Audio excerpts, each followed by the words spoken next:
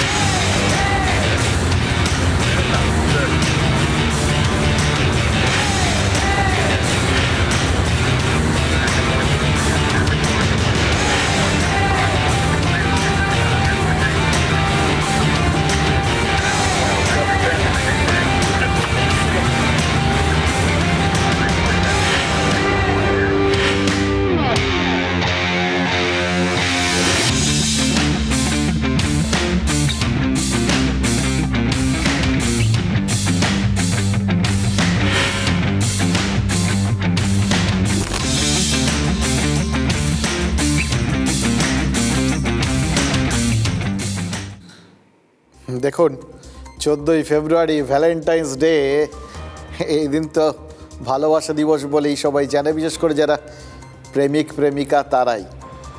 মানেটা একটু অন্যরকম তাদের কাছে, বিশেষ বার্তা দেওয়ার দিন। মুশকিল হচ্ছে বার্তা 14ই ফেব্রুয়ারি অনেকেই দেন, সব কটা বার্তা যে ভালোবাসার বার্তা এরকমও তো নয়। আরেকটা 14 ফেব্রুয়ারির কথা আপনাদের বলি। 14ই ফেব্রুয়ারি 2019 পুলওয়ামার কাছে জম্মু শ্রীনগর জাতীয় সড়কে সিআরপিএফের কনভয় জঙ্গি হামলা হয়েছিল, মনে আছে আপনাদের? 40 জন শহীদ হয়েছিলেন। 7 বছর পর এবছর এই 14ই ফেব্রুয়ারি অর্থাৎ আজ আরেকটা জাতীয় সড়কে আরেকটা বার্তা দিয়ে দিল ভারত। অসমের ডিব্রুগড়ের মোরান বাইপাসে প্রধানমন্ত্রীকে নিয়ে ভারতীয় বায়ুসেনার বিমানটা নামার পর যে মুহূর্তগুলো তৈরি হলো না, যে ছবিগুলো উঠলো, সেগুলো কি শুধুই ছবি? ভালো করে খেয়াল করুন, বার্তা। এই বার্তাটা চারপাশে ছড়ানো, এবং এই বার্তাটা হয়তো ভবিষ্যতে কোনো ওই জাতীয় সড়কে যারা ওই 2019 ফিরিয়ে আনার চেষ্টা করবেন তাদের জন্য একটা বার্তা। প্রধানমন্ত্রী বায়ুসেনার C-130 যে বিমান থেকে নামলেন, তারপর গাড়িতে উঠে হাত নাড়লেন, আর তার কিছুক্ষণ পর মোরান বাইপাসের ওপর তৈরি মঞ্চে দেখা গেল প্রধানমন্ত্রীকে।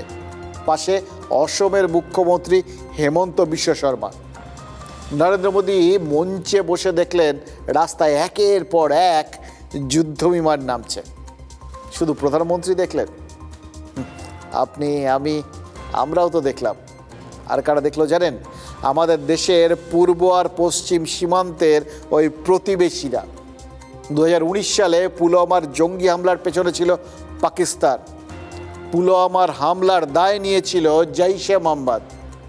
জৈশ জঙ্গি আদিল আহমেদ দার বিস্ফোরক ভর্তি ট্রাক নিয়ে ঢুকে পড়েছিল সিআরপিএফ কনভয়, আর তারপরে বিস্ফোরণ। ভারত বদলা নিয়েছিল, 1 সপ্তাহের মধ্যেই বদলা নিয়েছিল। 26শে ফেব্রুয়ারি বালাকোটে পাক মদত পাওয়া ওই জঙ্গি ঘাঁটিগুলোতে এয়ার স্ট্রাইক হয়েছিল, মনে আছে আমাদের? সব মনে আছে। তখন এটা একটা মাইলস্টোন হয়ে গেছিল। সার্জিক্যাল স্ট্রাইক কথাটা আমরা প্রথম ভাবতে শুরু করেছিলাম। 7 বছর পর, 7 বছরের পরিস্থিতি অনেক বদলে গেছে, কিন্তু মানসিকতা, আমাদের যারা শত্রু, যারা আমাদের দিকে প্রতি মুহূর্তে হিংসার চোখে তাকায়, তাদের মানসিকতা তো বদলায়নি। ফলে তাদের জন্য কিছু বার্তা দেওয়ার প্রয়োজন আছে, এইটা বুঝিয়ে দেওয়া। ওই 2019-এর পর থেকে বদলে যাওয়া ভারতকে যেভাবে গোটা বিশ্ব দেখতে শুরু করেছিল, সেই বদলে যাওয়া মানসিকতাটা আরও অনেক বদলে গেছে। দেখুন, বাংলাদেশে ভোট হয়ে গেছে, নতুন সরকারের শপথ নেওয়ার সময় হচ্ছে। তাতে নরেন্দ্র মোদী থাকবেন কি থাকবেন না সেটা তো পরিষ্কার নয়, কিন্তু তাকে যে আমন্ত্রণ জানানো হবে এটা মোটামুটি পরিষ্কার। বাংলাদেশের প্রধানমন্ত্রীর চেয়ারে বসার আগে তারেক রহমান তার ঘনিষ্ঠ মহলে বুঝিয়ে দিয়েছেন ভারতকে চটিয়ে তিনি একটা পাও এগোতে চান না। সত্যি কথা বলতে কি, যারা মানে ওই যখন থেকে মোহাম্মদ ইউনূস ওই দেশটার দায়িত্ব নিয়েছিলেন, ভারত কিন্তু তার প্রতিটা অন্যায় পদক্ষেপের ঠিক ঠিক জবাব দিয়ে বুঝিয়ে দিয়েছিল বা তাদের শিখিয়ে দিয়েছিল হাতে ধরে যে ভারতকে চটালে বা ভারতের সাথে বন্ধুত্ব না রাখলে বাংলাদেশের কতটা সমস্যা। তারেক রহমান দূর থেকে নিরাপদ দূরত্ব থেকে গোটা বিষয়টা দেখে তখনই বুঝে গেছিলেন হয়তো। আর তাই নরেন্দ্র মোদীকে আমন্ত্রণের চিঠি লেখার কাজটা ঢাকায় তো শুরু হয়ে গেছে। কিন্তু তারেক যে বাংলাদেশের দায়িত্ব নেবেন, সেই বাংলাদেশ তো পাকিস্তানের মতোই মৌলবাদীদের সঙ্গেও প্যার কা বন্ধন মানে ভালোবাসার সম্পর্ক আরো মজবুত করেছে। এটা তো আপনাদের মানতে হবে, মাথায় রাখতে হবে। অনেকেই ভাবছেন যে এই বাংলাদেশে এইবার যাক, একটা গণতান্ত্রিক পরিবেশ তৈরি হবে। এখানকার বিশেষ করে যাদের যাদের একটুখানি ওপার বাংলার সম্পর্কে টান আছে তারা সবাই খুশি হচ্ছেন। এটা সুস্থ মানসিকতারই পরিচয়। প্রতিবেশী ভালো থাকবে, কিছু মানুষজন ভালো থাকবে, সেখানে নৈরাজ্যের অবসান হবে। সেখানে যেভাবে সংখ্যালঘু হিন্দুদের ওপর আক্রমণ হয়ে গেছিল পর পর পর পর, সেগুলোর থেকে হয়তো মুক্তি পাওয়া যাবে। এগুলো প্রত্যাশা। প্রত্যেকটা বদলের মধ্যে দিয়ে তো কিছু প্রত্যাশা জন্ম নেয় না, এটাও সেরকমই প্রত্যাশা ছিল। এবং তারপর যেহেতু মানে সবাই এখন মনে করছিল, সবাই তো আমরা ওই মানে দাড়িপাল্লায় গোটা বিষয়টা ওজন করে করে দেখি না। রেফারেন্স ফ্রেম বলে একটা কথা আছে, মাপকাঠি। একটা জিনিসের পরিপ্রেক্ষিতে আমরা আরেকটা জিনিসকে মাপি। এক্ষেত্রে বাংলাদেশের এই ভোটে বিএনপির জয়টাকে আমরা দেখেছিলাম তার আগের ওই 1.5 বছরে মোহাম্মদ ইউনূসের শাসনকালের পরিপ্রেক্ষিতে। ওই তখন যারা আর কি বকলমে আসলে মৌলবাদীরা অথবা মৌলবাদীরা যাদের নাচিয়ে নিজেরা আসলে ক্ষমতাটা দখল করেছিল, সেই ছাত্র নেতারা অধিকাংশই ধরাশায়ী হয়ে গেছে ভোটে। সুতরাং সবাই মনে করেছিলেন যে ওর থেকে এবার যা বিএনপি এসছে ঠিকঠাক আছে, এবার এটা রাজনৈতিকভাবে গোটা দেশটা পরিচালিত হবে। রাজনৈতিক পরিস্থিতি থাকলে ভারতের সাথেও সম্পর্ক ঠিকঠাক থাকবে। ওখানেও নিশ্চয়ই তারা কেউ চাইবে না নিজের দেশের মধ্যে অশান্তি চলুক। সুতরাং যারা ওখানে বিচ্ছিন্নতাবাদকে মদদ দেবেন তাদের এবার হয়তো হাতে হাত করা পড়বে, এরকম একটা সবার একটা ভাবনা চিন্তা আর কি। মুশকিল হচ্ছে এর আড়ালে যে সত্যটা লুকিয়ে রয়েছে সেটা তো কিছুতেই ভুলতে পারছি না। বাংলাদেশের এই ভোটে জামাতও তো 77টা আসন জিতেছে, হয়তো ক্ষমতা দখল করতে পারেনি, কিন্তু 77টা আসন এ যাবৎকালে তাদের সর্বোচ্চ আসন লাভ। এবং তার থেকেও গুরুত্বপূর্ণ অথবা আশঙ্কার বিষয়, যেটা কালকেও বলেছিলাম আবার বলছি, এই মৌলবাদী জামাতের জেতা আসনগুলো আমাদের উত্তর পূর্বের সীমান্তের খুব কাছে রয়েছে। পাঁচিলের ওপাশেই জামাতকে নিয়ে থাকার অভ্যেসটা যে আমাদের করতে হবে, সেটা কি প্রধানমন্ত্রী জানতেন? মনে হচ্ছে জানেন তো, কি ঘটছে কি ঘটবে সবই মনে হচ্ছে জানতেন। নাহলে কেন বলুন তো গত বছর সেপ্টেম্বরে ফোর্ট উইলিয়ামে জাতীয় নিরাপত্তা সংক্রান্ত বৈঠকটা হবে, আর কেন বাংলাদেশের ভোট মিটতে না মিটতেই অদ্ভুতভাবে একটা এরকমভাবে রাস্তার ওপর সেনাবাহিনীর বিমান থেকে নামবেন নরেন্দ্র মোদী। দেখুন, ওই এয়ার শোর কিছুক্ষণ পরেই কিন্তু এই গোটা মানে যেগুলো আগে দেখা যায়নি একটা অন্যরকম ব্যাপার, আনইউজুয়াল থিংস, সেইটা কেন ঘটলো সেটা একদম পরিষ্কার করে দিয়েছেন প্রধানমন্ত্রী নরেন্দ্র মোদী। ডিব্রুগড়ের জনসভায় বলেছেন, সীমান্তের ওপাশে জামাতের বারবারন্তর ফলে যদি মৌলবাদ সুবিধা পায়, তাহলে সীমান্তের এপারেও মৌলবাদ উপযুক্ত পরিচর্যা পেলে যে মাথাচাড়া দেবে না তার গ্যারান্টি কি? মানে বুঝতে পারছেন তার বক্তব্য, জামাতকে জিতিয়ে বাংলাদেশিরা নিজেদের পায়ে কুরুল মারলে মারুন, অসমের মানুষ যাতে নিজেদের পা ওই কুরুলের কাছে না নিয়ে যান তার জন্যই সতর্ক করেছেন নরেন্দ্র মোদী। এবার এইটা শুনে আপনাদের মনে হবে, এই শেষ পর্যায়ে এটা শুনে তো আমরা পরিষ্কার বুঝতে পারছি ওটা তো আমাদের প্রধানমন্ত্রী বলছেন না, এটা তো নিশ্চিতভাবেই রাজনৈতিক নেতা নরেন্দ্র মোদী বলছে। এটা তো একটা রাজনৈতিক বক্তব্য, বিশেষ করে অসমে যখন সামনেই ভোট রয়েছে। দেখুন, কোনোটাই মিথ্যে না। ওই মোরান বাইপাসে যদি রাষ্ট্রনেতা হিসেবে যুদ্ধবিমান থেকে নরেন্দ্র মোদী নামেন এবং যদি ওইখানে পরপর যুদ্ধবিমান নামানোর মধ্যে দিয়ে এই বার্তাটা সীমান্তের আশেপাশে থাকা সমস্ত মৌলবাদী শক্তি বা বিচ্ছিন্নতাবাদী শক্তি যারাই ভারতের দিকে কুনজরে তাকায়, যারাই ভারতের ক্ষতি চায়, তাদের দিকে যদি একটা বার্তা দিয়ে দেওয়া থাকে যে এই বিমানগুলো নামলো আসলে নয়, এগুলো যে কোনো মুহূর্তে উড়ে গিয়ে এই যেখান থেকে আমাদের খারাপ নজরে তাকাবে তাদের চোখ গেলে দিয়ে আসবে, এটা যদি রাষ্ট্রনেতা হিসেবে তার বক্তব্য বা বুঝিয়ে দেওয়া হয়, তাহলে জনসভার মঞ্চে রাজনৈতিক নেতা হিসেবে তার ওঠাটা পরিষ্কার। সেখানে তিনি অনুপ্রবেশকারীদের মদতদাতা হিসেবে কংগ্রেসকে আক্রমণ করেছেন।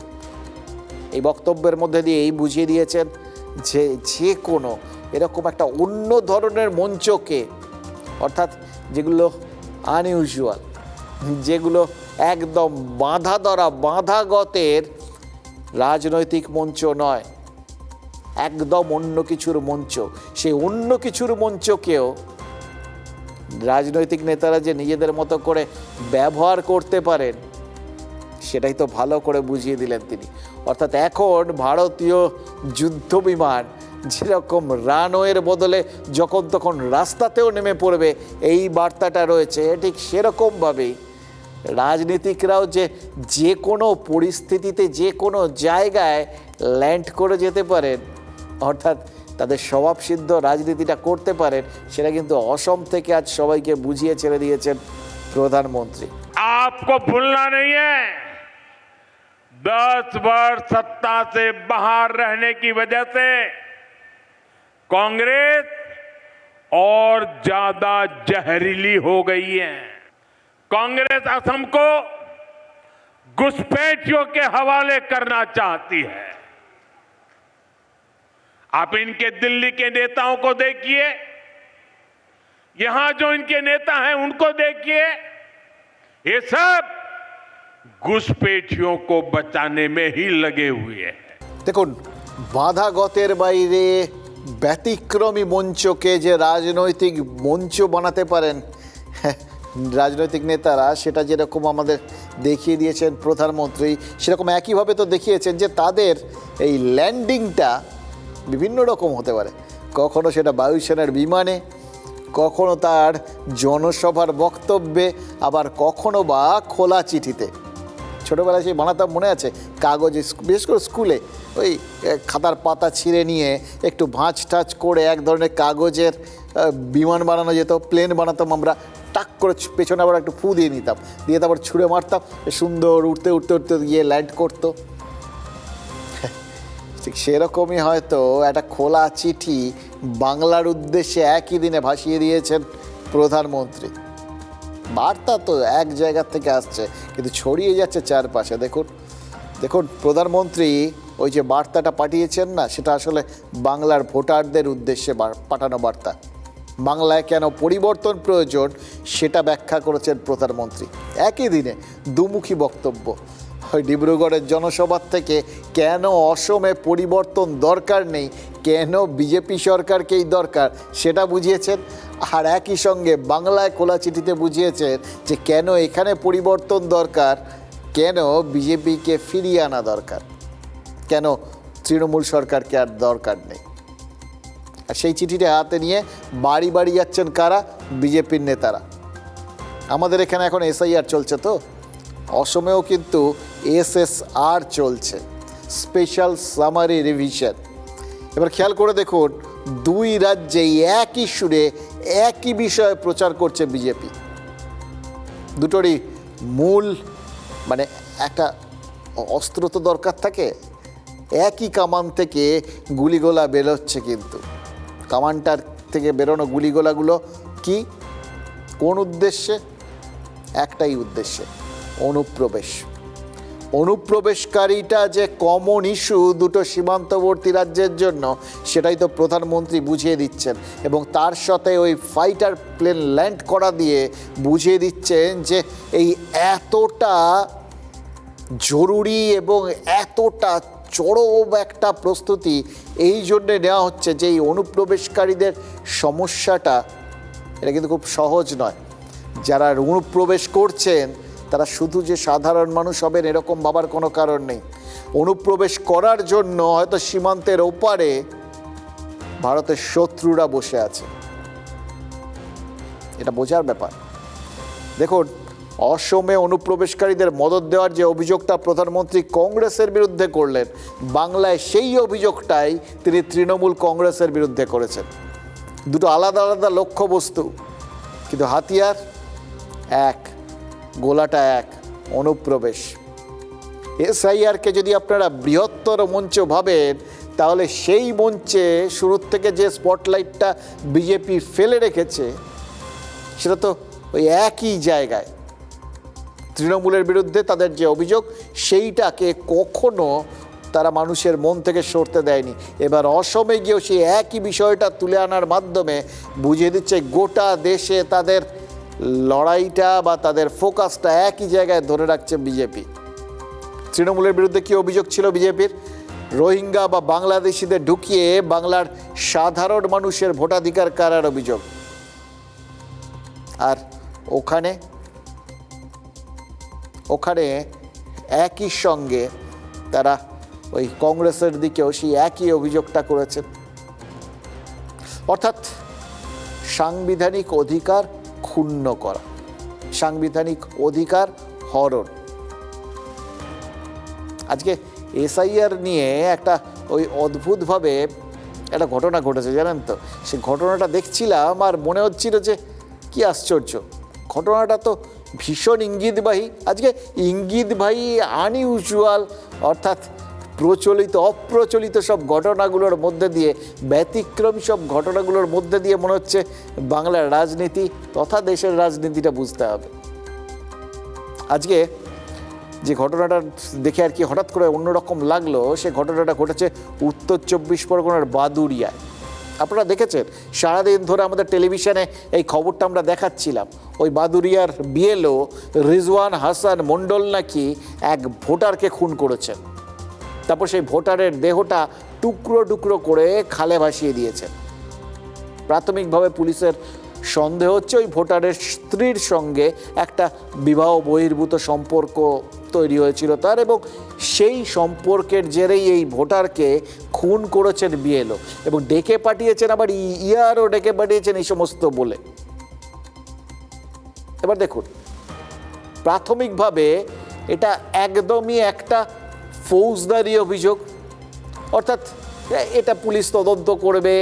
একজন লোক একটা ওই বিবাহ বহির্ভূত সম্পর্কের জেরে একজনকে খুন করেছে, পুলিশ সেটা ইতিমধ্যে ধরেও যখন ফেলেছে তখন তার বিরুদ্ধে একটা ব্যবস্থা নেবে, নিয়ে তারপর যা শাস্তি হবে আদালতে, এটা তো ঠিকঠাক আছে।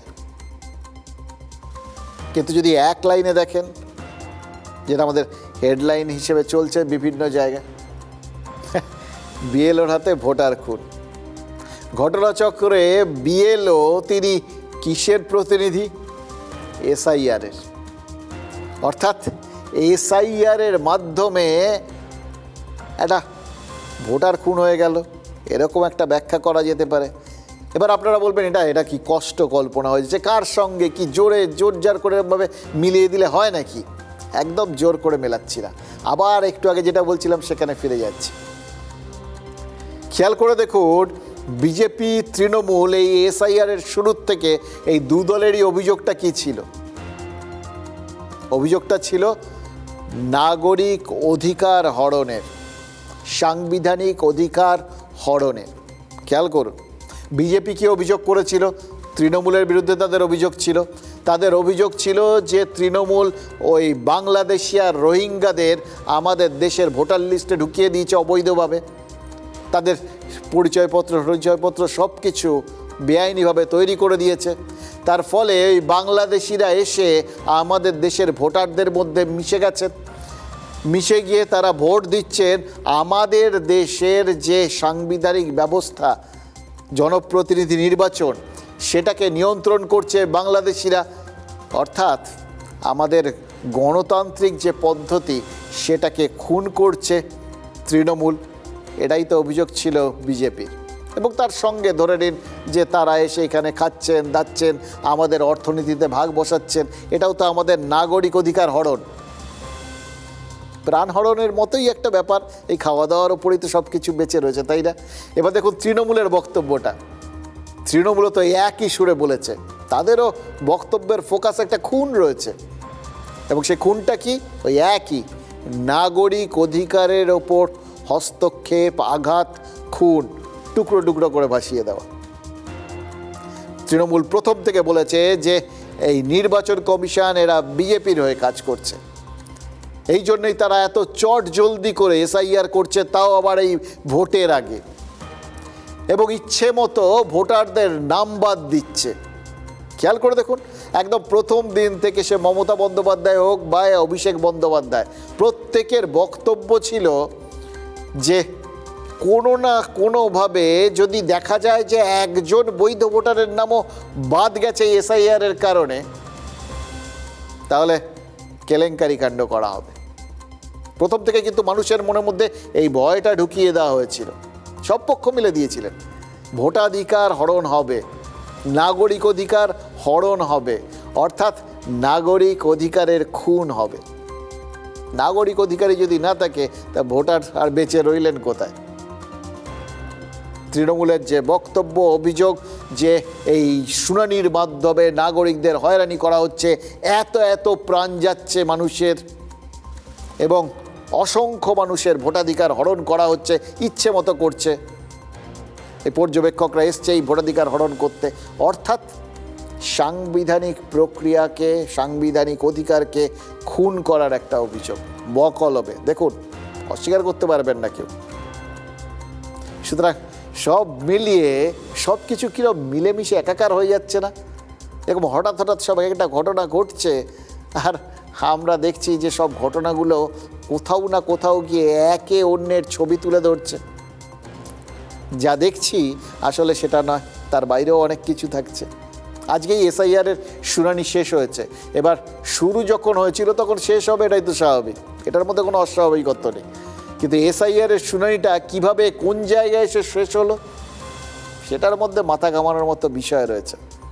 কমিশন তো মোটামুটি যে হিসেব দিয়েছে তাতে কম বেশি 5 লক্ষের মতো ভোটার শুনানিতে আসেননি। এবার দেখুন, যারা শুনানিতে যাননি সেই সংখ্যাটা আরও নির্দিষ্ট করে বললে 4,98,000, সুবিধের জন্য 5 লক্ষই ধরলাম। খেয়াল করে দেখুন, সবাই যেখানে তড়ি ঘড়ি করে উঠে পড়ে দৌড়চ্ছিলেন যে কোনোভাবে নিজেদের ভোটাধিকারটা রক্ষা করতে হবে, কারণ যদি আমি ভোটাধিকার রক্ষা না করি তাহলে তা আমি নাগরিকই থাকলাম না, কালকে আমাকে দেশে থাকতে দেবে কি থাকতে দেবে না সেটা নিয়ে তো প্রশ্ন উঠে যাবে। যে যেখান থেকে পেরেছেন নিজেদের সুবিধার জন্য বা নিজেদের নাগরিক প্রমাণের জন্য যে তথ্য প্রমাণ, কাগজপত্র যা পেয়েছেন, পরিচয়পত্র যা পেয়েছেন, জোগাড় করেছেন, আর সেগুলো গিয়ে হাজির হয়েছে নির্বাচন কমিশনে। ওই বিভিন্ন জায়গায় যে কেন্দ্রগুলো করা হয়েছিল শুনানি টুনানিতে, প্রাথমিকভাবে আমাদের এখানে প্রায় 7.5 কোটির মতো ভোটার ছিলেন, তার মধ্যে 6 কোটি প্রথম দিকেই আর কি কাগজপত্র দেখিয়ে তো তারা পার পেয়ে গেছিলেন, অর্থাৎ তাদের নামটা ভোটার হিসেবে থাকছে এটা সবাই বুঝে গেছিল। কিন্তু তার বাদ দিয়ে যে 1.5 কোটির মতো ছিলেন তাদের মধ্যে অনেকেরই ম্যাপিং হয়নি, শুনানিতে ডাক পেয়েছেন বিভিন্ন ওই লজিক্যাল ডিসক্রিপেন্সি, মানে বিভিন্ন ধরনের গোলযোগের কারণে। তারা প্রত্যেকে কিন্তু ওখানে যে ছুটে যাবেন এবং এই গণ্ডগোলটা যেটা নিয়ে প্রচুর হেনস্থার অভিযোগ উঠছে, তার থেকে পরিষ্কার যে মানুষজন হেনস্থা তো তখনই হবেন যখন যাবেন, অর্থাৎ মানুষজন যাচ্ছেন, নিজেদের নাগরিক প্রমাণের চেষ্টা করছেন, এটাই তো ঘটনা। তারপরেও সবাই যখন দৌড়চ্ছেন তখন যদি 5 লক্ষ মানুষ তারা যদি শুনানিতে না যান, তার মানে তো ধরতে হবে তাদের ওই ভোটার থাকার কোনো আগ্রহই নেই। তার মানে তারা মনেই করছেন যে তারা কোনোভাবেই ভোটার তালিকায় থাকতে পারবেন না। তারা নিজেরাই সে ব্যাপারে আত্মবিশ্বাসী, তাদের কাছে কোনো কাগজপত্র নেই, নিজেদের নাগরিক প্রমাণ করার কোনো রাস্তা নেই, এটা তারা নিশ্চিত হয়ে গেছিলেন। এটা ধরে নিতে হবে। তো এবার যারা এই শুনানিতে যাননি তাদের নাম যে চূড়ান্ত তালিকার থেকে নির্বাচন কমিশন বাদ দেবে এটাও মোটামুটি নিশ্চিত। তারপর ধরে নিলাম কিছু সংখ্যক মানুষের আবার তারপর তাদের মনে হলো কোনো কারণে তারা যেতে পারেননি, ফের নিজেদের পরিচয়পত্র এনে তারা নামটা তুললেন, এ তো পরের কথা। কিন্তু আপাতত প্রাথমিকভাবে যে 58 লক্ষ নাম বাদ গেছিল, অর্থাৎ মৃত, স্থানান্তরিত, খুঁজে না পাওয়া, যারা ফর্ম ফিল আপ করেননি এরকম ভোটার, তার সাথে যদি এই 5 লক্ষ ভোটারের নামটা যোগ করি তাহলে 58 আর 5 আপনারা দেখতে পাচ্ছেন 63 লক্ষ বাদ চলে গেলেন। কিন্তু এটা মোটামুটি ধরা যেতে পারে। এবার শুনানিতে যাওয়া যে 1,63,000 ভোটারের নাম যে রয়েছে, এর মধ্যে আবার যারা কোনো রকম নথি দিয়ে নিজেদের বৈধতা প্রমাণ করতে পারেননি, গিয়েও মানে তারা গেছিলেন শুনানিতে কিন্তু কাগজপত্র দিয়ে ওই ম্যাপিংটা করাতে পারেননি।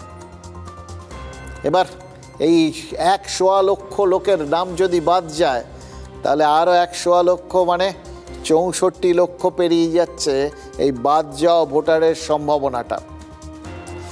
এবার তাই যদি হয় তাহলে এটা মোটামুটি এখনো অবধি ছবি 64 লাখের কিছু বেশি লোকের নাম বাদ যাবে, কম বেশি।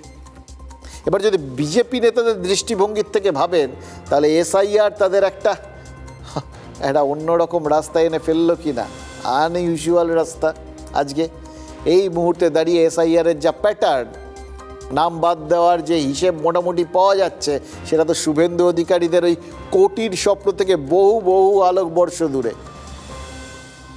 কোথায় 64 লক্ষ আর কোথায় 1 কোটির থেকে 1.5 কোটি চলে যাওয়া, আকাশ ছোঁয়া সেই চাহিদাটা। তাহলে শুভেন্দু অধিকারীদের ওই কোটির স্বপ্ন যেমন পূরণ হবে না, তেমনি এসআইআরের শুরুর থেকে বিজেপি যে গদবাঁধা আক্রমণটা চালিয়েছে, তৃণমূল এ রাজ্যে অনুপ্রবেশকারীদের আশ্রয় প্রশ্রয় দিয়েছে, লালন পালন করেছে, সেই অভিযোগটার কতটা বড় সেটাও প্রমাণ হবে না। এবার দেখুন, কারণ এই যে যদি এই 64 লক্ষ বাদ যায়, এর মধ্যে কম বেশি আপনারা এই ধরনের বিষয় ভাবতে পারেন ওই 5-6 ভোটারের কথা। অবশ্য হ্যাঁ, একটা রাজ্যে যদি 5-6 লক্ষ, মানে আমরা যদি ধরেও নিই এরা পুরোটাই বাংলাদেশি অথবা রোহিঙ্গা মানে ভুয়ো ভোটার, তাহলেও তো এটা মানতে হবে যে এটা বড় সংখ্যা। একদম হতোদ্যম হওয়ার কোনো কারণ নেই বিজেপির, কিন্তু তাদের প্রত্যাশাটা যেরকম আকাশ ছোঁয়া ছিল, সেই জায়গার থেকে যে একটু ধাক্কা, একটা আনইউজুয়াল ধাক্কা, এটা কিন্তু পরিষ্কার। এরকম একটা ধাক্কা যে তারা খেতে চলেছেন সেটা কি শুভেন্দু অধিকারীরা বুঝেছিলেন? আমার ধারণা হচ্ছে তখন না বুঝলেও ধীরে ধীরে বুঝেছেন, তাই কোটির স্বপ্নে সুতো ছাড়লেও তারপর কিন্তু আস্তে আস্তে লাটাই গোটাচ্ছিলেন। এখন মুখে বলছেন যাই বাদ যাক না কেন সেটা তৃণমূলের ভোট ব্যাংকের জন্য নাকি বড়সড় ধাক্কা হবে। বললাম না, পরিস্থিতি যতই প্রতিকূল হোক সেটা নিজেদের অনুকূলে আনতে পারাটাই রাজনীতির বিশেষত্ব। থেকেই বোঝা যাচ্ছে যে 1,20,00,000 রোহিঙ্গার যে গল্প দিয়ে মানুষকে বিভ্রান্ত করা হয়েছিল এবং লাইনে দাঁড়াতে বাধ্য করা হয়েছিল, পুরোটাই ছিল মিথ্যের ন্যারেটিভ। যা হচ্ছে ঠিক হচ্ছে, যা হচ্ছে ঠিক হচ্ছে। মুখ্যমন্ত্রীর কাছে একটাই কনসার্ন, বাংলাদেশি মুসলমান ভোট। Face is the index of mind, see is ওরিট। সবাই দেখে বুঝতে পারছেন কোনো কাজে মন বসছে না। অনেক বৈধ ভোটার, জেনুইন ভোটার আছেন যারা বাইরের রাজ্যে কাজ করেন, যারা পরিযায়ী শ্রমিক, তারা কি করে হিয়ারিং অ্যাটেন্ড করবেন? কদিন আগে তারা এসেছেন, এনুমারেশন ফর্ম জমা দিচ্ছেন। তার আগে পুজো বা ঈদের সময় ছুটিতে এসেছিলেন, তারপরে আবার এনুমারেশন ফর্মের সময় এসেছেন, এখন আবার হিয়ারিং এর জন্য আসবেন, আবার ভোট দিতে আসবেন। সবাই তো হোয়াইট কলার জব করে না, বা সবার কাছে এত টাকাও থাকে না যে ট্রেন ভাড়া খরচ করে বারবার আসবেন। তাদের নাম বাদ দিচ্ছে এই অসভ্য প্রসেসের ফলে। বাংলার প্রতিটা মানুষ এই অসভ্যতামটাকে মনে রাখবে ভোটের সময়। বাদ দেবার তালে ঘুরে বেড়াচ্ছে মতুয়া সমাজের মানুষকে, মুসলমান মানুষকে, আসলে গরিব মানুষকে বাদ দেওয়ার এই যে প্রচেষ্টা, এটাতে কার কি রাজনৈতিক মনোভাব, কার কি পারপাস সার্ভ করবে আমি জানি না, কিন্তু নির্ভুল ভোটার তালিকা হবে কি, কারোর ভোটার তালিকার অধিকার চলে যাক, এটা মেনে নেওয়া হবে না। এটা অদ্ভুত ব্যাপার জানেন তো, এই একটা জিনিস বুঝতে পারি না, কিভাবে বাদ যাচ্ছে, কেন বাদ যাচ্ছে, কি কারণে বাদ যাচ্ছে, এটা সবাই জানেন। এটা বাদ যে যাচ্ছে এবং সেটা যে কোথাও গোলযোগ আছে বলেই বাদ যাচ্ছে, এটা তো পরিষ্কার। কিন্তু তারপরেও আমরা ধরে নিচ্ছি যে 100% হয়তো নির্ভুল হবে না, 100% বেনজল হয়তো বাদ যাবে না, কিন্তু বৈধ ভোটারদের নাম বাদ গেলে এক তো তৃণমূল আছে, তারা তো বলেইছে তারা তোলপাড় করে দেবে। আর দ্বিতীয়ত এমনিও তো কমিশন সেই অপশানটা দিয়ে রেখে দিয়েছে, সুযোগ দিয়ে রেখে দিয়েছে, কাগজপত্র নিয়ে এসে প্রমাণ করে দিয়ে যান, আবার না হয় আপনি একবার আবেদন করবেন যে আপনি বৈধ ভোটার, আপনারটা বাদ গেছে। তাহলে এই একটা আপত্তি ভাবটা কেন, এইটা বোঝা যাচ্ছে না। শুনলেন তো অরূপবাবু যে কথাগুলো বললেন, তৃণমূল ডেফিনেটলি মনে মনে খুশি। মানে শুভেন্দু অধিকারীরা যেটা বলেছিলেন, যেটা দাবি করেছিলেন বা চাইছিলেন, এই কোটির থেকে 1.5 কোটি নাম বাদ যাক, সেটা যে তাদেরও মনের মধ্যে একটা আশঙ্কা হয়ে চেপে বসেনি, এটা তারা বুকে হাত দিয়ে বলতে পারবেন না। এবার সেদিক থেকে তাদের খুশি হওয়া উচিত। তারপরেও তারা কিন্তু মনের ভাব প্রকাশ করবেন না, তারা তখনও বলে যাবেন যে গণ্ডগোলটা কোথায় হয়েছে। এই যে বাদ নামগুলো গেছে সেগুলো যে সব পরিযায়ী শ্রমিকের নাম, এটা নিয়ে তৃণমূল নিশ্চিত, কারণ এটা বলা বা বোঝানোটা সুবিধে। শুনলেন তো অরূপবাবু বলছিলেন, অরূপ চক্রবর্তী, যে ওরা কখন আসবেন, কতবার আসবেন। এটা বললেন না যে নির্বাচন কমিশন কিন্তু পরবর্তী ক্ষেত্রে বলেছিল যে পরিযায়ী শ্রমিকরা যারা বাইরে রয়েছেন, তাদের পরিবারের নিকটাত্মীয় কেউ এসে যদি কাগজপত্র জমা করে দেন তাদেরটা, তাহলেও চলবে শুনানিতে, তাদেরই যে সশরীরে আসতে হবে এরকম কোনো কথা নেই। তো যাই হোক, তারা তাদের মতো করে গোটা বিষয়টা, মনের ভাবটা, হয়তো মনের খুশিটা লুকিয়ে তারা এই বক্তব্যগুলো রেখেছেন। শুভেন্দু অধিকারীরও তো একই অবস্থা। তিনি যে কথাগুলো বললেন, হ্যাঁ সেটা কি তার মনের মধ্যে মনের কথা, মনের কথা আর মুখের কথাটা এক হলো কি না সেটা বলতে পারবো না, কিন্তু যা বললেন তার থেকে মনে হচ্ছে কোটির স্বপ্ন থেকে দূরে থাকতে হলেও তারা নিশ্চিন্ত হতে চাইছেন। যদি শেষ পর্যন্তই 63-64 লক্ষের আশেপাশেই নাম বাদ যায়, তাহলেও তারা মনে করছেন যে তৃণমূলকে হারানোর জন্য তাদের হাতে যথেষ্ট রসদ থাকবে। এবার ফলে ওই 64-63 লক্ষের মধ্যেই যে বাংলাদেশিরা আছেন সেটা প্রচার করার থেকে তারা থামবেন না। ফলে অরূপ চক্রবর্তীরা যতই বলুন না কেন, এসআইআর একটা অসভ্য প্রক্রিয়া, অনুপ্রবেশকারী খোঁজার নাম করে মানুষকে লাইনে দাঁড় করাতে বাধ্য করেছে কমিশন। লাইনে দাঁড়ানোটা যদি অসভ্যতা হয়, ঘটনাচক্রে জাস্ট মনে পড়ে গেল তাই বলছি আর কি।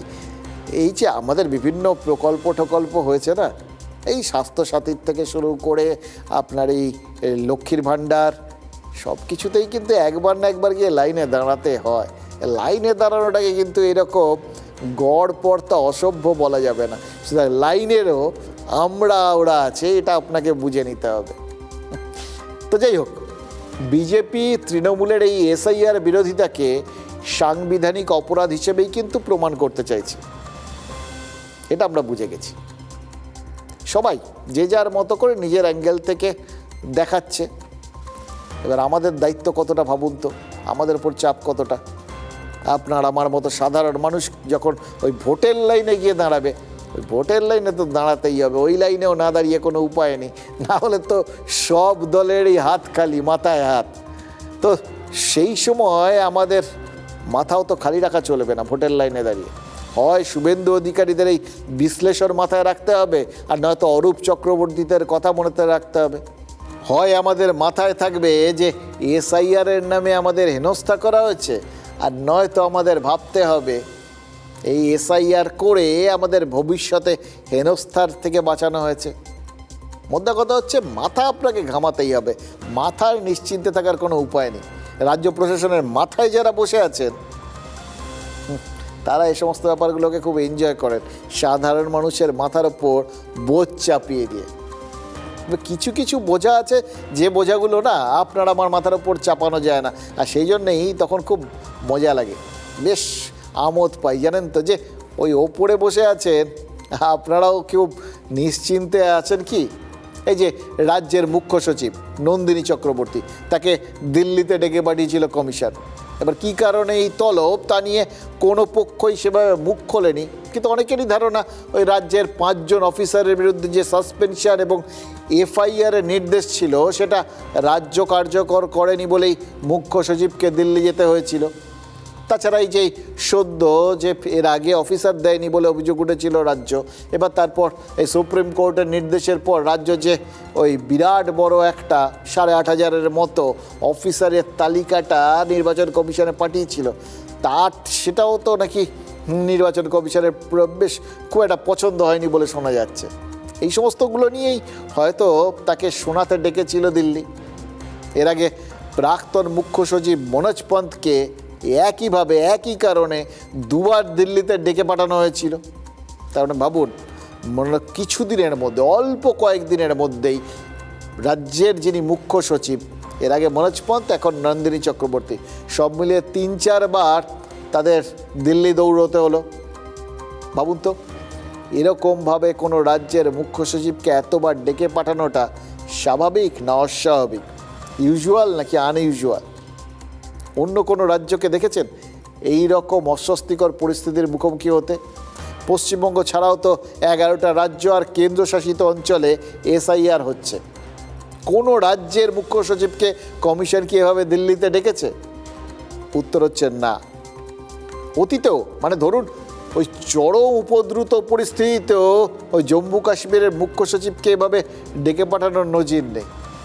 অর্থাৎ সেই অর্থে রাজ্যের প্রশাসনিক শীর্ষকর্তাকে কমিশন যে তলব করছে, বারবার ডাকছে, এটা আমাদের রাজ্য সরকারের জন্য এটা একটা অস্বস্তি, আমাদের জন্য একটা অসম্মান।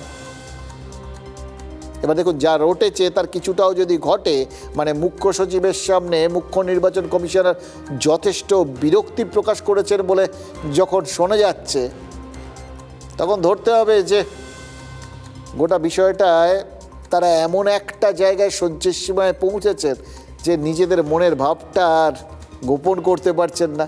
কারণ এই আমলাদের কিন্তু মনে এক মুখে এক, মানে তারা বুঝিয়ে দেওয়ার ব্যাপারটার ক্ষেত্রে অনেক সময় বুঝতে দেন না কি করছেন তারা, কি ভাবছেন তারা।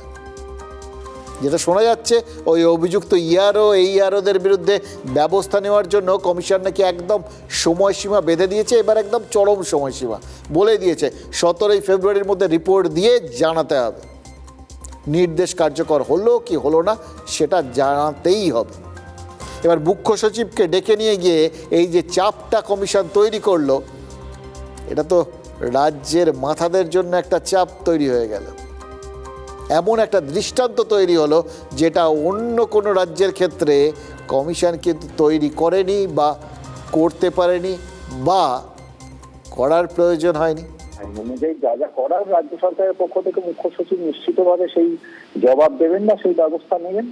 কিন্তু এখানে রাজনীতির কোনো বিষয়ই নেই এবং দলের পক্ষ থেকে মন্তব্য করার কোনো জায়গাও নেই। নির্বাচন কমিশন আগে নিজেরা নিরপেক্ষ ভূমিকা নিয়ে তারপর সব নাটক করবে। ইলেকশন কমিশনের ব্যাপারে আমার অভিযোগ আছে, ইলেকশন কমিশন পূর্ণ অধিকার আছে ডাইরেক্ট সাসপেন্ড এফআইআর করার। তারা খুব ভদ্র আচরণ করে এই সরকারের আধিকারিকদের বলেছিল করতে, এরা 4 জনের বিরুদ্ধে এফআইআর করেনি। ইলেকশন কমিশনের উচিত এনাফ ইজ এনাফ, এবারে ডাইরেক্ট অ্যাকশন নেওয়ার। তারা অ্যাকশন নিক। ডোমেসাইল সার্টিফিকেট সকলের হাতে ঘুরে বেড়াচ্ছে, DMs of Coochbehar, Jalpaiguri, Malda, south and north 24 Parganas and Purba Medinipur এরা করছে। ইলেকশন কমিশনকে আমি বলবো অ্যাডভাইসারির মধ্যে আর থাকেন না, আপনার পূর্ণ ক্ষমতা দিয়ে গেছে, আপনার আইন আমাদের একদম জানা, আপনি অ্যাকশন স্টার্ট করুন। আমার বিশ্বাস ইলেকশন কমিশন এবারে অ্যাকশন শুরু করা তাদের উচিত। রাজ্য সরকার ডেডলাইন গুলোকে বান্ডিল করে জলে ফেলে দিচ্ছে, আর নির্বাচন কমিশন খালি ডেডলাইন দিচ্ছে তো দিচ্ছে। সাসপেন্ড করতে হবে, এফআইআর করতে হবে, করলো না তো করলো না, মুখ্য সচিব বদলে গেল। আচ্ছা, প্রশাসনিক স্তরে চাপ পাল্টা চাপের এই যে খেলাটা, এটা যদি ভোটের আগেই এই অবস্থায় থাকে তাহলে এসআইআর পর্ব শেষে ভোট ঘোষণাটা হলে কি হবে তার ইঙ্গিত কিন্তু এটা পাওয়া যাচ্ছে। এসআইআর পর্ব দেখভালের জন্য কাজকর্ম ঠিকঠাক হচ্ছে কিনা এটা দেখার জন্য, বা কোথাও গণ্ডগোল হচ্ছে কিনা, বিএলওরা চাপের কাছে নথি স্বীকার করলেন কিনা, সেই সব কিছু খুঁটিনাটি যাচাই করতে বিশেষ পর্যবেক্ষক নিয়োগ করেছিল ওই নির্বাচন কমিশন। আপনারা জানেন, এক দল তাদের মাথার ওপর ছিলেন সুব্রত গুপ্তের মতো প্রাক্তন আমলা। এবার হয়তো তাদের মনে হচ্ছে যে একজনে হবে না, এতগুলো যোগ, তাই জন্য আরও একজন দরকার। ওই জন্য অবসরপ্রাপ্ত আইপিএস NK মিশ্রকেও দায়িত্ব দিয়েছে কমিশন। তিনি কি করবেন?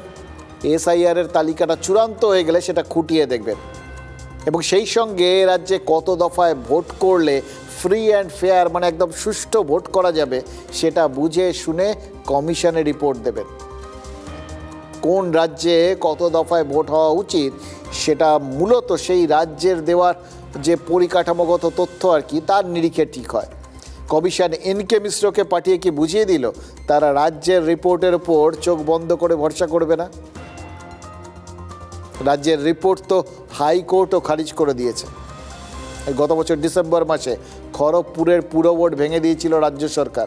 অনিচ্ছা সত্ত্বেও ইস্তফা দিতে বাধ্য হয়েছিলেন তৃণমূলেরই চেয়ারম্যান কল্যাণী ঘোষ। শুধু খড়গপুর নয়, এগরা, হলদিবাড়ির মতো 12টা পুরসভায় পুরো প্রধানদের সরিয়ে দিয়েছিল পুর নগর উন্নয়ন দপ্তর। কারণ হিসেবে বলা হয়েছিল, মানে খাতায় কলমে আর কি, যে নাগরিক পরিষেবা দিতে না পারাতেই এই পুর প্রধানদের সরানো হচ্ছে। কিন্তু দেওয়ালে কান পাতলে কি শোনা যাচ্ছিল? শহুরে ভোটারদের মধ্যে বিজেপির সমর্থন বেড়েছে বলেই এই পুর প্রধানদের ওপর কোপ পড়েছে। সেই তালিকায় খড়গপুরের পুরপ্রধানও ছিলেন, এখন আর নেই, কারণ রাজ্যের পুর বোর্ড ভেঙে দেওয়ার সিদ্ধান্ত হাইকোর্ট খারিজ করে দিয়েছে। এবং তার থেকেও ইন্টারেস্টিং ব্যাপার কি জানেন? এই তৃণমূল পুর বোর্ডকে পুনর্বহালের দাবিতে আদালতে মামলা কে করেছিল? কংগ্রেস। তৃণমূলের পুর বোর্ডকে অনৈতিকভাবে ভেঙে দেওয়া হয়েছে এই মর্মে কংগ্রেস কাউন্সিলর সহ বেশ কিছু বিরোধী কাউন্সিলর মামলা করেছিলেন। তাদের যুক্তি কি ছিল? গণতান্ত্রিকভাবে নির্বাচিত পুর বোর্ডকে রাজ্য অনৈতিকভাবে সরিয়ে দিয়েছে, অর্থাৎ কংগ্রেসের দাবিতে তৃণমূল পুর বোর্ড পুনর্বহাল হচ্ছে। অদ্ভুত ব্যাপার। কিন্তু এবার এটা দেখতে দেখতে একটা জিনিস মনে হচ্ছিল, সেই ক্রোধান্ধ হয়ে মায়ের মাথা কেটে নিয়ে হাতে সেই মুন্ড কেটে নিয়ে ছুটছিল ছেলে, হঠাৎ হোঁচটকে ছিটকে পড়ল আর হাত থেকে সেই কাটা মুন্ডটা ছিটকে গিয়ে বলে উঠল, আহা বাছা, তোর লাগেনি তো? দেখুন, সেই অর্থে এই কংগ্রেস তো তৃণমূলের মাতৃসময় না, তার একটা দায়িত্ব থেকে যায়। তো সন্তান যদি নৈতিক, অনৈতিক বা কোনো ভুল কাজ করে ফেলে, তাকে রাস্তা দেখানোর, এটাই কি এক্ষেত্রে করেছে কংগ্রেস? মনে হচ্ছে। দেখুন, হাইকোর্ট রাজ্যের বিরুদ্ধে রায় দেওয়ার পর ধরে নিতে হবে মামলাকারীরা তো তাদের দাবিটা প্রমাণ করে দিতে ফেলেছেন, মানে ওটা যে অনৈতিকভাবেই বাতিল হয়েছে এই দাবিটা, এইটা করেই তো তারা মামলা করেছিলেন, ফলে সেটা প্রমাণিত। প্রশ্ন একটাই, তৃণমূলের পুর বোর্ডের বিরুদ্ধে অনাস্থা প্রকাশ করেছিল তৃণমূলের সরকার। সেই পুর বোর্ডকে বিরোধীরা মামলা করে ফিরিয়ে আনলেও খড়গপুরের মানুষ কি পুর বোর্ডের ওপর আস্থা রাখতে পারবেন? কারণ রাজনীতিতে বিরোধিতাই যেখানে স্বাভাবিক, সেখানে তৃণমূলের পুর বোর্ডের হয়ে মামলা করে এবং সেই মামলা জিতে খড়গপুরের বিরোধী কাউন্সিলররা তো একটা আনইউজুয়াল কাণ্ড ঘটিয়ে ফেলেছেন। এবার মানে যারা ভোটার, তারা গোটা ব্যাপারটাকে কতটা স্বাভাবিকভাবে ধরবেন বা কতটা অস্বাভাবিকভাবে দেখবেন, এবং তাদের ভরসাটা ওই পুর বোর্ডের দিকে যাবে নাকি সরকারি সিদ্ধান্তের দিকে যাবে, সেটা অবশ্য চটজলদি বুঝে যাওয়া যাবে। ভোট তো সামনেই। এসডিও ম্যাডাম বললেন হাইকোর্টের যেটা এরা করেছিল সেটা পক্ষে আছে, সেই জন্য উনি বললেন আপনি আপনার সিটে গিয়ে বসুন। কাজ করলে আমরা বিরোধীরা ওনাকে পাশে আমরা থাকি। কংগ্রেসের যারা মামলা করতে গিয়েছিলেন তারা বহুবার আমাদের কাছ থেকে আনডিউ অ্যাডভান্টেজ পৌরসভা থেকে নিয়েছে, তাই হয়তো তাদের স্বার্থে আঘাত লেগেছিল অ্যাডমিনিস্ট্রেটর বসাতে, এটুকু বলতে পারি। রুলিং পার্টির তাদের বোর্ড, তাদের চেয়ারম্যান, তাদের সিআইসি, তাদের সব ডিপার্টমেন্ট দেখাশোনা করা, পরিষেবাতে কোথাও যদি বিঘ্নত হয়ে থাকে তাহলে তাদের জন্য সেই বোর্ডটা দায়ী, তার জন্য তো পুরো 35টা কাউন্সিলর দায়ী নয়। সরকারি বলছে যে গভর্নমেন্ট মানে এই পৌরসভা ঠিক মতন পরিষেবা মানুষকে দিতে পারছে না। খড়গপুর পৌরসভার পৌর পরিষেবা থেকে মানুষ বঞ্চিত। নালি বালি সব নোংরা আছে, অনেকটা পরিষ্কার হয়নি। হ্যাঁ, খুব আসবে না, সেভাবে আমরা সব কাউন্সিলররাই ঝাঁপিয়ে পড়ে 30,000 পরিষ্কার করি। তা ভালো, যদি ঝাঁপিয়ে পড়ে সবাই মিলে নতুন করে দায়িত্ব ফিরে পেয়ে মরিয়া হয়ে সেই ফিরে পাওয়া দায়িত্বটা পালনের চেষ্টা করেন, আখেরে সাধারণ মানুষেরই ভালো।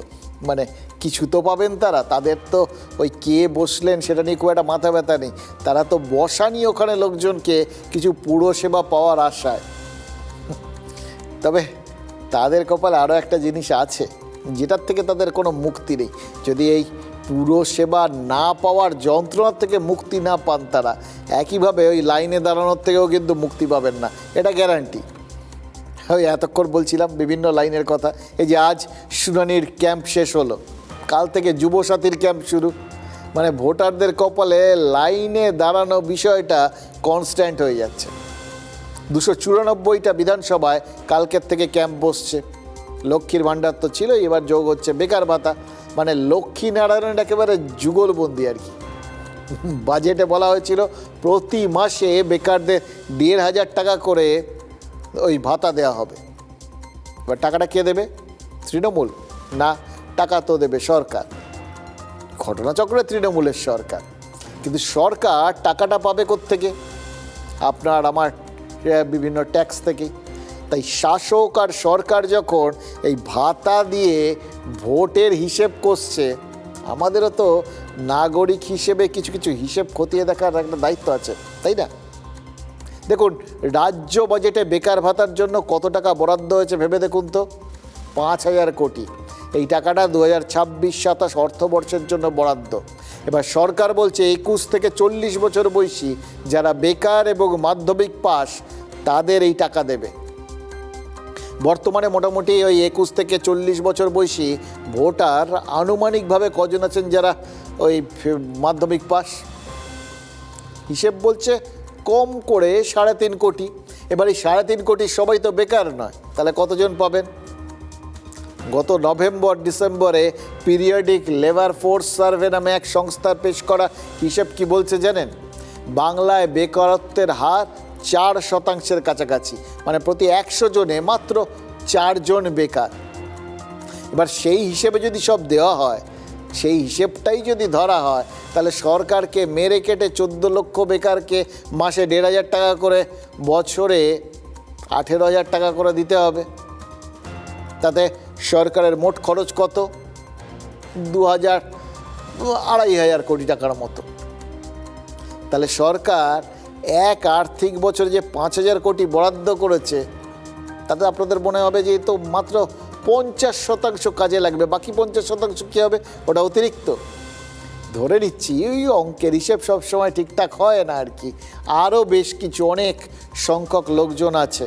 কারণ হতেই পারে এই সমীক্ষাতে, সমীক্ষা টমীক্ষাগুলোর এই রেজাল্টগুলো দেখিয়েই তো দাবি করা হয়, আপনাকে আমাকে বোঝানো হয় যে কত সংখ্যক বেকার আছেন। সমীক্ষায় সবসময় বেকারের সংখ্যা কমই থাকে, কারণ সেটা প্রমাণ করে রাজ্য সরকার কত কর্মসংস্থান করে দিয়েছে। কিন্তু বাস্তবটা যখন হাতে গরম টাকা দেওয়ার ব্যাপারটা আসবে, তখন তো ওই সমীক্ষায় যারা স্থান পাননি তারাও তো লাইনে স্থান পেয়ে যাবে। ঠেলে সরিয়ে তো দেওয়া যাবে না, হাতে টাকা দিতেই হবে। সুতরাং আমরা ধরে নিতে পারি আসলে এই সমীক্ষাগুলোর মাধ্যমে যে সংখ্যাটা বেকার বলে দেখানো হয়, সংখ্যাটা তার থেকে অনেক বেশি। অথবা আর কিছু 2,500 থেকে আরও বেশ কিছু খরচ হলেও ধরে নিতে হবে 1,000-2,000 কোটি টাকার মতো অতিরিক্ত থাকছে। এবার এই টাকাটা রাখা হচ্ছে কেন? পরের বারের জন্য? এবার সেইটা ভাবাটা কিন্তু একটু কষ্ট কল্পনা, জানেন তো। কারণ যদি সরকার ঠিকই করে থাকে যে পরবর্তী বারেও তারাই ক্ষমতায় আসছেই, তাহলে ধরতে হবে এটা তাদের আত্মবিশ্বাসের বহিঃপ্রকাশ। সেটা থেকে তো বিরোধীদেরও একইভাবে তারা যদি আত্মবিশ্বাসী হয় তাদেরও খুশি হওয়া উচিত যে অ্যাটলিস্ট সামনের বার এই কেউ একটা সরকার টাকা দেওয়া শুরু করলে, সরকার যদি কোনোভাবে বদলেও যায়, যারা সরকার আসবে তাদের তো ওই টাকাটা দিয়েই যেতে হবে, ওই ভাতা দিতেই হবে। সুতরাং তারা নিশ্চিন্ত হতে পারেন যে এই টাকাটা রইল, অন্তত 1 বছরের টাকাটা রইল, তার মধ্যে পরের বছরের কথা তারা ভাবতে পারবেন। বুঝতে পারছেন? হ্যাঁ, এই ভাতা ঠাতাগুলো কত জটিল জায়গায় কত রকমভাবে যায়, কিন্তু ভাতার হিসেবটা কখনো মেলে না। কারণ বিরোধীরাও এর পরেও তোপ দেখে যাচ্ছে, আর সরকারও বলে যাচ্ছে যে ওই সমীক্ষাটা ঠিক আছে। মানে পুরোটাই গোলমালে ভর্তি। এইটুকুনি আমরা বুঝতে পারছি, কে থাকবে, কে যাবে, কে ক্ষমতায় আসবে, কে দেবে, পুরোটাই একটা গোলমালে হরিবোল আর কি। এবার শোনা যাচ্ছে মুখ্য সচিবের নির্দেশে ডিএমদের ছুটির দিনও মাঠে থাকতে হবে, মানে ওই ক্যাম্পে আর কি। একটা ক্যাম্পে অন্তত 4টে দফতরের আধিকারিকের থাকার কথা। এর সঙ্গে থাকবেন দলের নেতা, মন্ত্রী, পাড়ার ছোট বড় মেজো সাইজের নেতারা, আর সরকার, প্রশাসন আর দল। মানে বুঝতে পারছেন, ত্রিস্তরীয় ব্যাটালিয়ান ভোটের ব্যাটলফিল্ডে নেমে যাবে। আর সঙ্গে ছবি, ব্যানারে শুধুই অনুপ্রেরণার ছোঁয়া। অনলাইনে আবেদন করা গেলেও ক্যাম্প করছে সরকার। কেন? কারণ সভা করে যে ভিড় জোগাড় হয়, সেই ভিড়টাকে এই ক্যাম্পের মধ্যে দিয়েই তারা দেখে নিতে পারবেন কতটা ভিড় আসবে পরবর্তী ক্ষেত্রে সভা করলে। আর ভাত ছড়ালে যেরকম কাকের অভাব হবে না, তেমন ভাতা ছড়ালেও যে ভোটের অভাব হবে না, এটা তো একদম পরীক্ষিত সত্য। আজকের দিনে আপনি কেন অনলাইন পোর্টালের মাধ্যমে আবেদন গ্রহণ করছেন না? আমার পাড়া আমার সমাধানে যে নাটক ড্রামাবাজি করেছেন আইপ্যাকের বুদ্ধিতে, ঠিক আগামীকাল থেকে এই ড্রামাটা আপনি করতে চলেছেন বেকার যুবক যুবতীদের সঙ্গে। 100টি সামাজিক সুরক্ষা প্রকল্প রয়েছে, আর এই যুবসাথী দেখে ভয় পেয়ে গেছে। আগে শুভেন্দু অধিকারী জবাব দিন যে কেন্দ্রের প্রতিশ্রুতি মতো 24 কোটি চাকরি কোথায় গেল, আর নতুন করে কি করে ভারতবর্ষে কয়েক কোটি বেকার তৈরি হলো। দেখুন, ভাতায় ভোটের চিরে ভিজবে, এটা তো শাসকের হিসেব, কিন্তু শাসক দলের নিচু তলার হিসেব আছে। নিচু তলার নেতাদেরও একটা হিসেব আছে। সরকার টাকা দেবে আর জনতা টাকা নিয়ে বাড়ি চলে যাবে, তাহলে নেতার কিসের লাভ? তাদের হিসেব করতে হবে না? এই লাভের হিসেব কষাটা তাই জন্য জেলায় জেলায় শুরু হয়ে গেছে। কিন্তু প্রথমে বাঁকুড়ার কথায় আসি। গত বছর সরকার ওই আমার পাড়া আমার সমাধান প্রকল্প ঘোষণা করেছিল, আপনাদের মনে আছে? প্রায় 8,000 কোটির প্রকল্প। এবার কি উন্নয়ন হবে সেটা নাকি জনতাই ঠিক করবেন। বাস্তবে কি দেখা যাচ্ছে জানেন? বাঁকুড়ার জগন্নাথপুর গ্রামের রাস্তার একাংশ পাকা করা হবে বলে সিদ্ধান্ত নিয়েছিলেন স্থানীয়রা। সঙ্গে 2টো ICDS কেন্দ্রের বিদ্যুৎ সংযোগের সিদ্ধান্ত নেওয়া হয়েছিল। সেই মতো সরকারি স্তরে টাকা বরাদ্দও হয়েছিল। কাজটা কোথায় হলো জানেন? স্থানীয়দের অভিযোগ, ওই রাস্তা পাকা তো হয়নি, উল্টে বরাদ্দের টাকা অন্য জায়গায় খরচ করে দিয়েছে স্থানীয় তেঘরি গ্রাম পঞ্চায়েত। জনতা ঠিক করবে আর সরকার সেই মতো টাকা দিয়ে উন্নয়ন করে দেবে, তাতে মানে কোনো রকম হিসেব নিকেশ থাকবে না। এটা হয় নাকি? সেই নিয়মটা খাতায় কলমে ঠিক আছে, যে ওই জনগণ চাইবে সরকার দেবে, ঠিক আছে, কিন্তু আসলে কাজটা নেতাদের মর্জি মতোই হয় বা হবে। এক্ষেত্রেও তাই হয়েছে। আর তাতেই কাটমানির অভিযোগে বিক্ষোভ শুরু হয়ে গেছে। আলিপুরদুয়ারে যাওয়া যাক। বাংলার বাড়ি প্রকল্পের বরাদ্দ হচ্ছে, ভোট আসতেই সরকার কল্পতরু হয়েছে, সব টাকা পয়সা আসতে শুরু করেছে, কিন্তু নিচুতলার নেতারা তারা নাকি কাটমানি খেতে ওই উপভোক্তার বাড়ি পর্যন্ত পৌঁছে যাচ্ছে। দুয়ারে সরকার প্রকল্প ছিল না, দেখা যাচ্ছে এই বরাদ্দ হাতে কলমে দেওয়া শুরু হতেই দুয়ারে তৃণমূল নেতার উপস্থিতি দেখা যাচ্ছে। কালচিনির ওই ডিমা চা বাগানের যারা ওই বাংলার বাড়ি প্রকল্প থেকে টাকা পয়সা পেয়েছেন, তাদের কাছ থেকে 15,000 টাকা নেওয়ার অভিযোগ উঠেছে তৃণমূলের পঞ্চায়েত সদস্যের স্বামীর বিরুদ্ধে। বাংলার বাড়ি প্রকল্পে এই একই অভিযোগ মালদার ইংরেজবাজারেও। ওখানে আবার এক উপভোক্তার অ্যাকাউন্ট আর আধার নম্বর বদলে প্রতারণার অভিযোগে শোরগোল পড়ে গেছে। 1,20,000 টাকা ব্যাংকে নাকি ঢোকেনি, কিন্তু সরকারি নথিতে টাকা ট্রান্সফার দেখিয়ে দিচ্ছে। পশ্চিম মেদিনীপুর, সেখানে তো আবার সরাসরি হুমকি দেওয়ার অভিযোগ উঠেছে। আবাসের টাকা থেকে 8,000 টাকা কমিশন খাওয়ার অভিযোগ উঠেছে যুব তৃণমূল নেতা শেখ শহীদুল আলীর বিরুদ্ধে। অভিযুক্ত নেতা বলছেন, টাকা নিয়েও কেউ যদি বাড়ি না করেন তাদের ভয় দেখাতেই নাকি এসব বলেছেন। মানে বলেছেন তিনি টাকা দিতে হবে আর কি। এই ধরনের সততার নজির কিন্তু আমরা ইতিপূর্বে অনেক দেখেছি। সেই মনে আছে আপনাদের সৎরঞ্জন, সে বলেছিলেন টাকা নিচ্ছেন কিন্তু যদি স্কুল টিচারের চাকরিটা না করে দিতে পারেন তাহলে টাকা ফেরত দিয়ে দেবেন। এরকম সততার নজিরে চারপাশ ভর্তি হয়ে গেছে জানেন তো।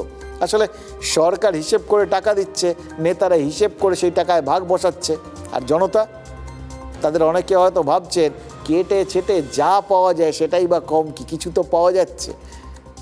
মানে সরকার হয়তো কোনো একটা পক্ষের হয়, কিন্তু সরকারি ব্যবস্থাটা সব মিলিয়ে কিন্তু বেশ মিলিঝুলি মনে হচ্ছে জানেন তো। আমার কাছে 8,000 টাকা নিচ্ছে, নেওয়ার পর আমাদের ঘরে ধমকাচ্ছে, চমকাচ্ছে, ভয় করাচ্ছে। কোথায় ওটা? আমাদের ইসলামপুরে। আচ্ছা, কোন দলের পঞ্চায়েত সদস্য? টিএমসির পঞ্চায়েত। এরকম কোনো ব্যক্তি যদি অঞ্চল পারিষদ করে বাড়ি না করে থাকে, আমি বলি যে তোমরা অঞ্চল পারিষদ করে বাড়ি করো, লিগালি করো, আনলিগাল করো। এইরকম কিছু ওই ব্যক্তিকে বলছি, মনে হয় সেই সব ব্যক্তি গিয়ে একজন ব্যক্তি মানে সিপিএম বিজেপির দালাল, আমার কিছু নেতা দলের মধ্যে আছে দালালি করে, বিজেপি সিপিএম দালালি করে, দালাল নেতারা বিজেপির চামচারা কালিলুপ্ত করতেছে। একটা বুথে যদি 94 জনের কাছ থেকে উনি টাকা নেন, তাহলে গোটা ব্লক জুড়ে কত হাজার মানুষের কাছ থেকে ওনারা টাকা নিয়েছেন ভেবে দেখুন। সহসা বিদধিত ন ক্রিয়াম অবিবেক পরমাপদাং পদম। মানে হচ্ছে সোজা বাংলায় এটা কঠিন করে বললাম, আসলে সব কথা তো এরকম সহজ করে বললে মাঝে মধ্যে একটু বেশি ধাক্কা লেগে যায়, তাই একটু হালকা করে বললাম আর কি, মানে যেটা ধাক্কাটা কম লাগবে। এখানে মানে হলো তাড়াহুড়ো করে এগোতে গেলে পা পিছলে বিপদে পড়ার সম্ভাবনাটা প্রবল। দেখুন, ভাতা দিয়ে ভোট কেনার তাড়াহুড়োয় দলের একাংশ যে বিপদে চলে যাচ্ছে সেটা কি খেয়াল থাকছে? অবশ্য তাতে বিপদে পড়ছে শেষ পর্যন্ত সাধারণ মানুষই, কারণ দিনের শেষে কাটমানি, কমিশন, এই চোনাটা শাসকের গায়ে লাগছে। এবার শাসক তার জেরে যদি ভোট টোট না পায় তাহলে তো আবার এই টাকা পয়সা আসা বন্ধ হয়ে যাবে। সেটাও তো শাসক দলের বিভিন্ন নেতা বিভিন্ন জায়গায় হুমকি দিয়ে রাখছেন। সব কপাল আমাদের জানেন তো সাধারণ মানুষের। কিন্তু কিছু কিছু ক্ষেত্রে বিষয়টা একটু অন্যভাবেও ভাবাটা দরকার। তাড়াহুড়ো করে এগোনোটা সেটা কি শুধুমাত্র এই ভাতার ক্ষেত্রে? এই যে তৃণমূল এক পা এগিয়েও আচমকা দুপা পিছিয়ে আসতে বাধ্য হলো, সেটাও কি তাড়াহুড়োর জন্য? বলছেন তো কোথায়? ওই পুরুলিয়ার বাঙালি শ্রমিক সুখেন মাহাতো, যার যে বিজেপি শাসিত মহারাষ্ট্রের পুনেতে খুন হওয়ার পর তৃণমূল অভিযোগ করেছিল যে বাংলায় কথা বলার জন্য তাকে খুন করা হয়েছে। সাংবাদিক সম্মেলন করে চন্দ্রিমা ভট্টাচার্যরা বলেই দিয়েছিলেন। এবার এরপরে অভিষেক বন্দ্যোপাধ্যায় ঠিক করেছিলেন পুরুলিয়ায় যাবেন এবং প্রত্যেকটা জায়গায় তার এর বিরুদ্ধে একটা প্রতিবাদ মিছিল বেরোবে।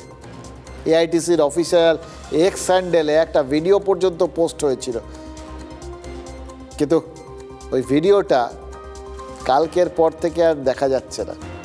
কারণ ওই বললাম মহারাষ্ট্র পুলিশ জানিয়ে দিয়েছিল, আপনাদের বললাম যে এই অভিযোগের কোনো সারবত্তাই নেই। ওই শ্রমিক মাতাল অবস্থায় মারপিট করে তারপর ঘটনাচক্রে মারা গেছেন, একটা ভিডিও পোস্ট করে দিয়েছে বিজেপি, সুতরাং এই ভিডিওটা ডাউন হয়ে গেছে। এরকম ভ্রান্তিবিলাস বা তাড়াহুড়ো করতে গিয়ে পচাশা মুখে পা কাটার উপক্রম যে বারবার হচ্ছে সেটা কিন্তু পরিষ্কার। আসলে কি হয় জানেন তো, ভোট এসছে তো, ফলে নেতা নেত্রীরা এখন চরম তাড়ায় রয়েছে, কাজে মাঝে মধ্যেই তাদের এক পায়ে গিয়ে দু পা পিছিয়ে আসার দশা হচ্ছে। এবার ভোটের বাজারে শেষ পর্যন্ত কে এগোবেন কে পেছোবেন, মানে এই তাড়াহুড়োগুলো, ওই বলে না আগে গেলে বাঘে খায় পরে গেলে সোনা পায়, কে যে সোনা পাবেন সেটা এক্ষুনি বলাটা সম্ভব না।